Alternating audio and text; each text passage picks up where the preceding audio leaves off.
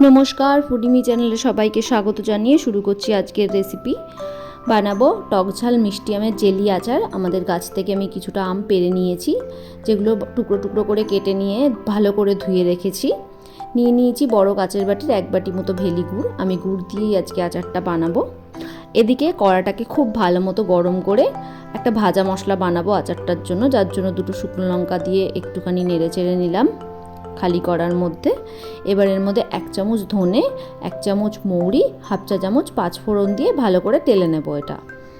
তো সেক্ষেত্রে এখানে যদি কেউ চান জিরে অ্যাড করতে পারেন, আমি করব না। আমি আর একটুখানি মৌরি আর একটুখানি ধনে দিয়ে ভালো করে এটাকে শুকনো খোলায় নেড়ে নেব। মশলা থেকে বেশ ভালো একটা সুগন্ধ বেরিয়ে এসছে। এটাকে আরেকটুখানি নাড়াচাড়া করে এবার আমি এটাকে ঠান্ডা হতে দেব। ঠান্ডা হয়ে গেলে মিক্সার গ্রাইন্ডারে খুব ভালো মতো গুঁড়ো করে নেব। দেখুন লঙ্কাটা কিন্তু কালো কালো হয়ে গেছে, একটু ভাজা হয়ে গেছে ভালো মতো।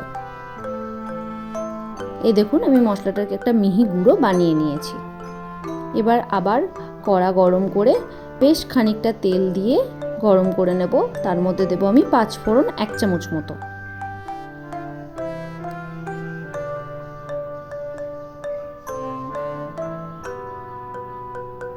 এক চামচ পাঁচফোড়ন দিয়ে দিলাম।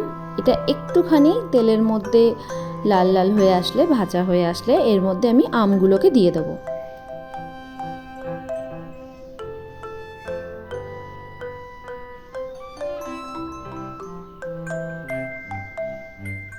আমি আমের মধ্যে এখন কোনো নুন অ্যাড করব না, কেন এখনই যদি আমি আমের মধ্যে নুনটা দিয়ে দিই সেক্ষেত্রে আমটা কিন্তু গলে যাবে। যার জন্য কোনো রকম নুন আমি অ্যাড করছি না। আমি এমনি আমগুলোকে উল্টে পাল্টে ভালো মতো ভেজে নেব। দিয়ে দিলাম 1 চামচ মতো হলুদ গুঁড়ো। তাতে কি হবে জানেন তো, আমটা না শক্ত থাকবে। নুনটা দেবেন না, দেবেন হলুদ গুঁড়ো, তাতে আম শক্ত থাকবে। আর এইভাবে কাঁচা আমের আচার করলে কিন্তু খুব ভালো হয় আচার। অনেক দিন পর্যন্ত আপনারা স্টোর করে রাখতে পারবেন। এই যে কড়াই লেগে লেগে যাচ্ছে, আমটা কিন্তু বেশ খানিকটা ভাজা হয়ে এসছে। এবার আমি আমের মধ্যে অ্যাড করব গুড়টা। পুরো গুড়টা আমি আমের মধ্যে দিয়ে দেবো।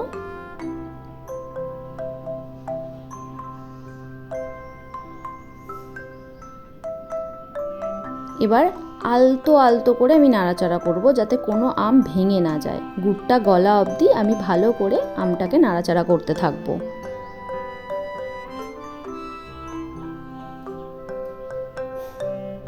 এই যে গুড়টা কিন্তু আস্তে আস্তে গলে আসছে।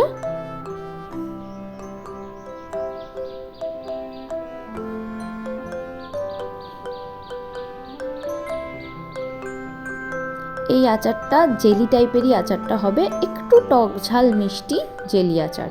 এটা রুটি, পরোটা, ভাতের সাথে, শুধু মুখে সব রকমভাবেই খেতে কিন্তু ভালো লাগবে।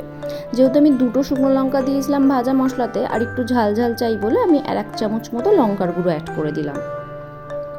এইবারে আমি নুন অ্যাড করলাম। আমি ওই 1.5 চামচ মতো নুন অ্যাড করেছি।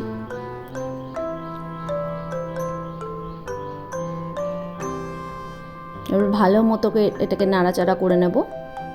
দেখুন একটা আমও কিন্তু ভাঙেনি, আমগুলো গোটা গোটা আছে। আর যখন গুড়টা দেওয়া হবে তারপরে যদি নুনটা অ্যাড করা হয় তাহলে কিন্তু এই আমের আচার অনেক দিন পর্যন্ত স্টোর করা যাবে। গুড়টা খুব ভালো মতো গলে গেছে, আমগুলো বেশ ফুটে উঠেছে। এবার আমি ওই ভাজা মশলা 3 চামচ মতো ভাজা মশলা আমি অ্যাড করে দিলাম।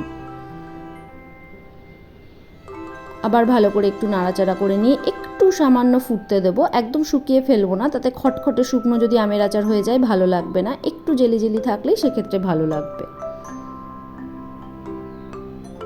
এবার আমি একটা কাচের বাটিতে আচারটা তুলে নেব, পরে কোনো কাচের কন্টেনারে এটাকে স্টোর করে দেব।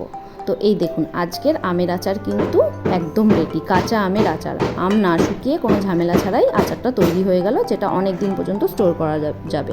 ভালো লাগলে অবশ্যই লাইক করবেন, শেয়ার করবেন, কমেন্ট করবেন, চ্যানেলটাকে সাবস্ক্রাইব করে দেবেন। ভালো থাকবেন।